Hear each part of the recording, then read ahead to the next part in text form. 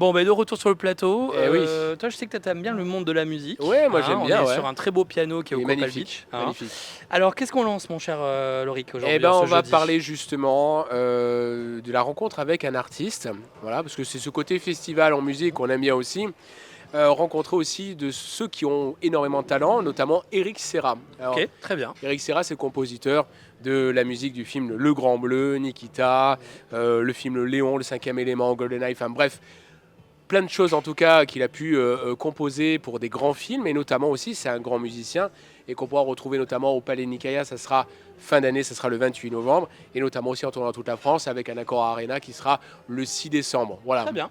Mais Ah pour ce reportage, ils vont tout nous expliquer. On y va, on le lance. Ouais, c'est Allez, parti. Magnéto, on y va. Allez, c'est parti. Eric Serra, bonjour et merci d'être avec nous sur Cannes TV. Comment allez-vous? Ça va et vous? Ça va bien. Pour nos téléspectateurs, un petit rappel, vous êtes un compositeur incontournable du cinéma français. Vous avez fait de très grands films comme Léon, Nikita, avec Luc Besson, Le Grand Bleu. Comment votre rencontre avec Luc Besson s'est-elle faite et avez-vous trouvé un accord de suite pour composer les musiques de films? La rencontre avec Luc Besson s'est faite quand on avait 17 ans, je crois, quand on s'est rencontrés. On a le même âge, on a 6 mois d'écart. Donc je crois qu'on avait 17 ans. À l'époque, lui n'avait encore jamais rien fait, enfin professionnellement. Il avait été, je crois, assistant sur un film à l'époque, c'est tout. Et moi j'étais musicien professionnel, mais instrumentiste, depuis quelques mois, disons, puisque j'ai commencé à 17 ans. Et on s'est rencontrés dans un studio d'enregistrement où je faisais des solos de guitare pour un chanteur qui se trouve être Pierre Jolivet, que vous connaissez probablement comme réalisateur, Oui, oui, tout à mais fait. qui à l'époque s'était fait voilà, un plaisir personnel. Il avait fait un album de chanteur. Et moi, je faisais les guitares. Et à cette époque-là, Luc et Pierre étaient en train d'écrire ensemble ce qui allait devenir le premier film de Luc Besson. D'accord. Et, euh, et du coup, Luc m'a vu improviser comme ça et ça l'avait beaucoup impressionné parce que il n'est pas musicien. Du coup, c'est vrai que c'est toujours impressionnant quand on n'est pas musicien de voir quelqu'un qui improvise. Et surtout quand c'est un gosse de 17 ans qui fait des solos de guitare. Et du coup, quelques mois après, Luc a fait son premier court-métrage. Et c'est là qu'il m'a demandé de composer la musique. Et puis après, en fait, il m'a redemandé à chaque fois. Voilà. Super, c'est une Ça a très belle commencé rencontre. comme ça. C'est une très belle rencontre. Et en parlant de Luc Besson et du film Le Grand Bleu, vos musiques, comme Nikita ou Le Cinquième Élément, sont devenues cultes pour tous les Français. Avez-vous conscience de l'impact émotionnel qu'elles ont eu sur plusieurs générations? Disons que oui, je vais pas vous dire non, parce que effectivement, enfin, je m'en rends compte tout simplement parce que depuis le temps qu'on me le dit Oui, fréquemment, j'ai fini par le croire et accepter que ça doit être vrai. Parce qu'au départ, c'est gênant, évidemment, parce que forcément. je suis un peu timide, même si j'en ai pas l'air. Mais en fait, à force, oui, à force de l'entendre, j'ai fini par le croire. En même temps, pour moi, la musique, c'est que ça, c'est de l'émotion. Et c'est faire passer des émotions. Donc en même temps, quelque part, c'est pas si miraculeux que ça, quoi. Puisque je fais tout ce que je peux, oui, pour faire passer des émotions. Donc s'il y a des gens que ça touche, c'est pas complètement par hasard. Oui, forcément. Maintenant, d'avoir, comme vous dites, marqué des générations, ça, oui, je le crois parce qu'on me le dit, mais on s'en rend pas compte nous-mêmes. Bien sûr. Oui, c'est Parce pas, que c'est pas évident à se rendre compte et à prendre en non. conscience instantanée d'avoir touché, que ce soit des grands-parents, aux enfants, aux Mm. petits-enfants, désormais, pour ma part en tout cas. Mais c'est vrai que plusieurs familles, plusieurs générations Ouais, ont ouais. écouté et écoutent encore vos musiques, que ce soit en regardant les films ou même en ayant les vinyles ou les CD. Ouais, je sais, mais ça me touche beaucoup. Et puis c'est génial surtout, je me dis quelle chance. Ça, c'est un truc que je me répète tous les jours, mais je vous promets que c'est vrai.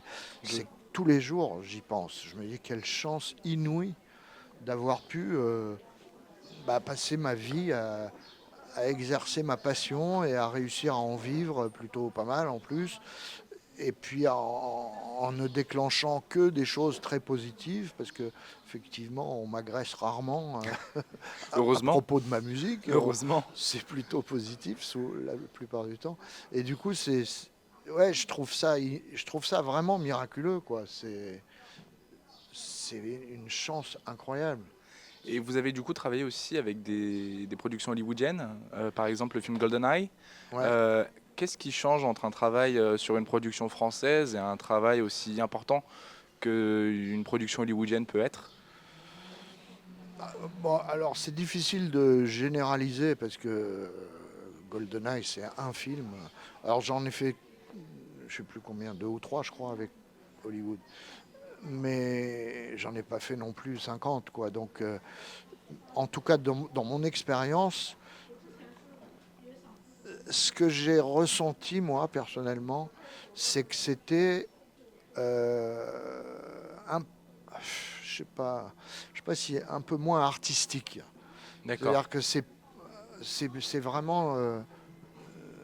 vraiment du business, quoi. d'accord. De la création quasiment déjà prédonnée avec des idées, Ouais, je etc. sais pas comment dire. C'est plus un feeling que je saurais pas vous le démontrer ou vous l'expliquer, mais j'ai l'impression que déjà aux États-Unis, on appelle ça l'industrie cinématographique, hein. Bien sûr. Ici aussi, évidemment, en France, c'est une industrie parce qu'il y a tellement d'argent en jeu, ça coûte tellement cher que évidemment que les producteurs, eux, ils font un job, c'est des financiers, quoi. Mais, mais je sais pas, j'ai l'impression qu'il y a quand même un peu plus de côté artistique euh, dans les films fabriqués en France. Maintenant, c'est peut-être aussi tout simplement parce que j'ai eu la chance de tomber sur les bonnes personnes et parce qu'aux États-Unis, en fait, aussi, il y en a des films très artistiques dans le cinéma indépendant, Bien sûr. etc. Donc, bref, bon, voilà, dans mon expérience en tout cas, mais qui encore une fois, on peut pas considérer que c'est les films français par rapport aux films américains. C'est dans mon expérience à moi, Luc Besson, c'était extrêmement agréable de travailler avec lui parce que il donne un rôle particulièrement important à la musique. On a une sensibilité un peu commune et, euh, et du coup, moi, j'ai toujours eu un rôle extrêmement génial dans les films de Luc. En même temps, quand j'ai fait GoldenEye, par exemple, il y avait quasi aucune complicité entre le réalisateur et moi. J'avais, alors c'était sympa au départ, ça partait d'un bon sentiment, c'est qu'en fait ils étaient archi fans de ce que je faisais et surtout de la musique de Léon, puisque GoldenEye c'était juste après Léon. Et, euh, et du coup ils m'ont donné carte blanche et limite quand je leur demandais un peu des instructions ou quelque chose, ils voulaient pas me répondre, ils me disaient non, non, non, on veut ta musique, tu fais ce que tu veux. D'accord. Alors c'était très flatteur et très sympathique, mais en fin de compte, je me suis rendu compte en le faisant et après l'avoir fait que je préférais, euh, je préférais quand le réalisateur avait une idée précise de ce qu'il voulait ressentir, comme c'est le cas avec Besson. D'accord. Merci pour ces réponses. On va parler désormais de votre tournée. Ah, Ah oui, grand moment. Vous célébrez plus de 45 ans de carrière, carrière qui est jalonnée par de nombreuses grandes réalisations qu'on a déjà évoquées. Un petit mot sur cette tournée.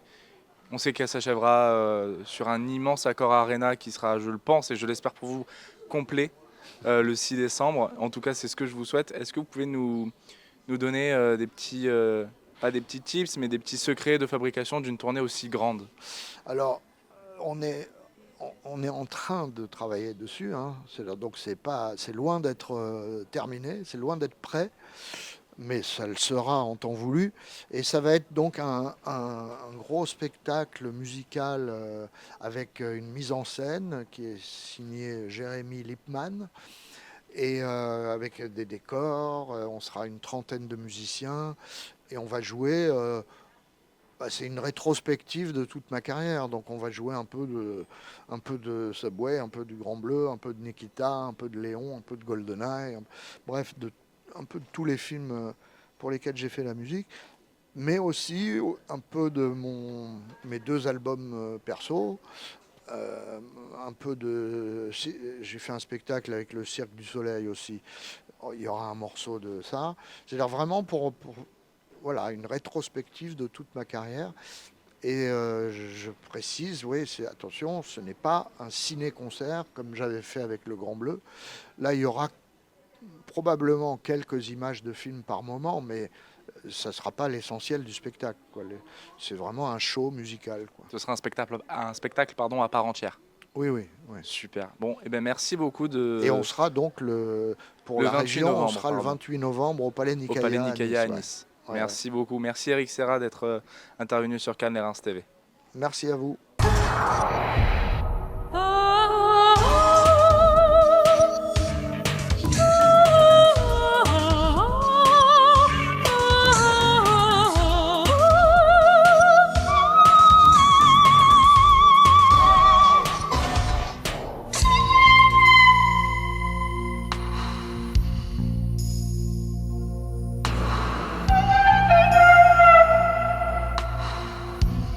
Only mystery, and I like it.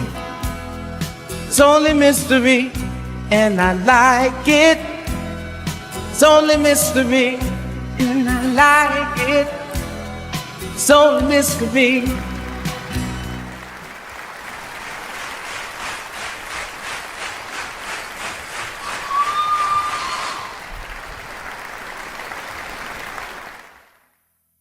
Bon, ben ça y est, c'est déjà oui. la fin de cette belle émission, mon cher Lorik. Ah bah, tu vois, il y a des gens qui travaillent en plus sur cette émission. Attends, je me tiens comme ça parce que j'ai un problème de parasol.